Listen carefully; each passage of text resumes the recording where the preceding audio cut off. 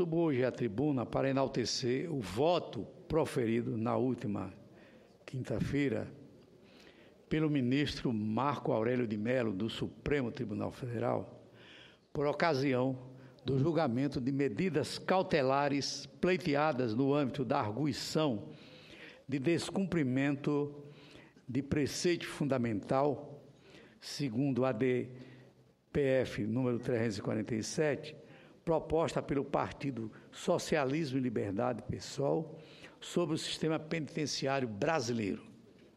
Trata-se de uma decisão equilibrada, bem fundamentada e lúcida, além de muito bem escrita, no melhor estilo do ministro Marco Aurélio.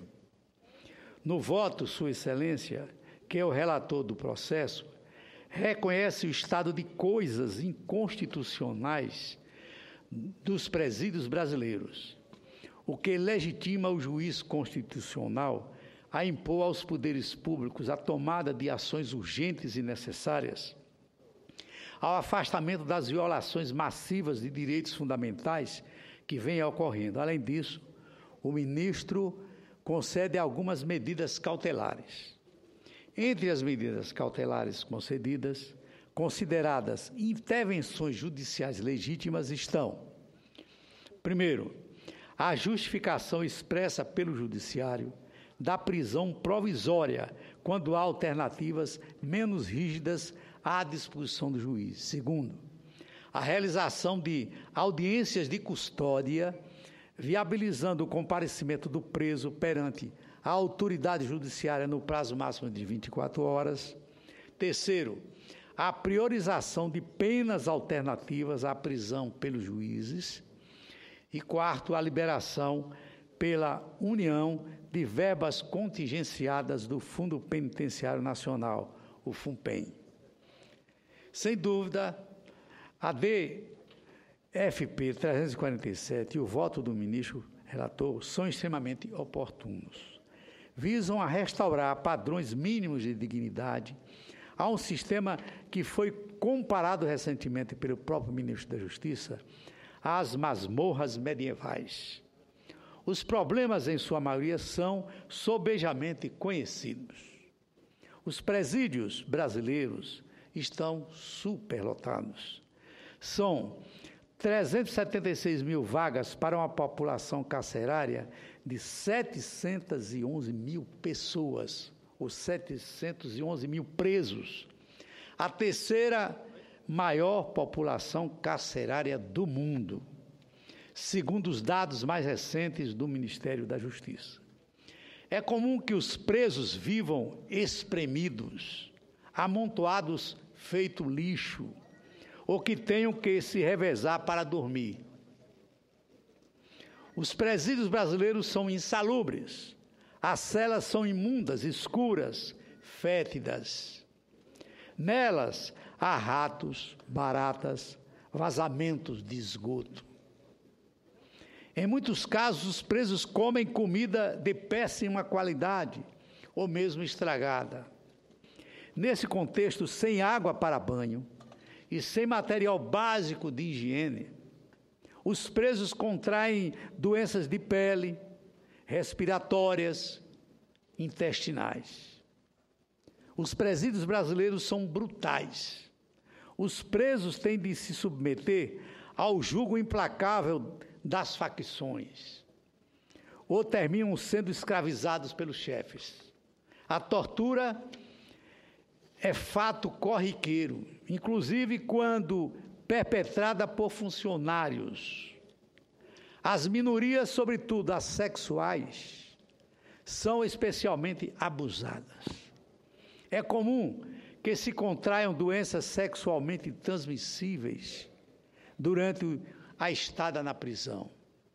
Alguns enlouquecem, alguns cometem suicídio. Para muitos outros, a única maneira de sobreviver é usando drogas o dia inteiro, todos os dias. Os presídios brasileiros são escolas do crime. A realidade desumana, o convívio com criminosos experientes, o trauma da experiência prisional fazem do pequeno Trombadinha um grande delinquente. o sistema de reabilitação é completamente deturpado. Na verdade, caminha-se no sentido oposto, à degradação moral permanente do indivíduo, da pessoa humana. Esses são apenas alguns dos problemas do sistema penitenciário brasileiro.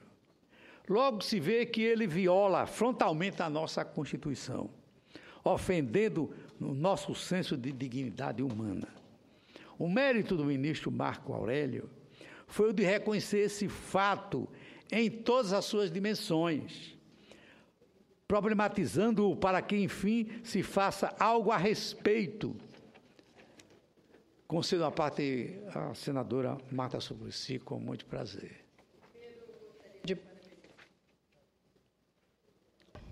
Primeiro, gostaria de parabenizá-lo por esse projeto que me pareceu que vai dar uma resposta ao que nós vemos hoje no Brasil em relação aos presos nessa área, nessa questão.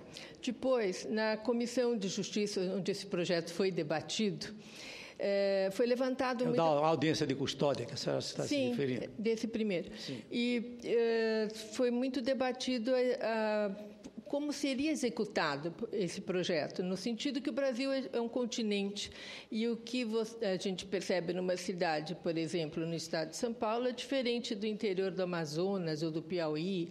O Brasil tem suas idiosincrasias e regiões muito diferenciadas. Eu estou apresentando 2 emendas, que então já vou levar para Vossa Excelência poder, talvez até comentar agora, ou comentar quando formos votar o projeto.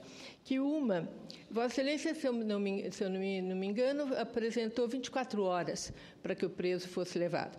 E o relator foi o senador Humberto Costa, que ratificou a iniciativa original. Tá.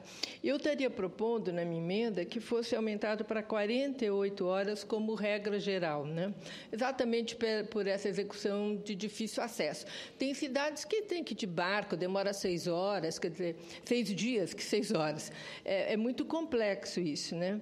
Mas, na prática, senadora, o relatório do senador Humberto abre essa possibilidade de ser em 48 horas, porque, não podendo ser naquele dia, o oficial de justiça certifica que o juiz não pôde atender naquele dia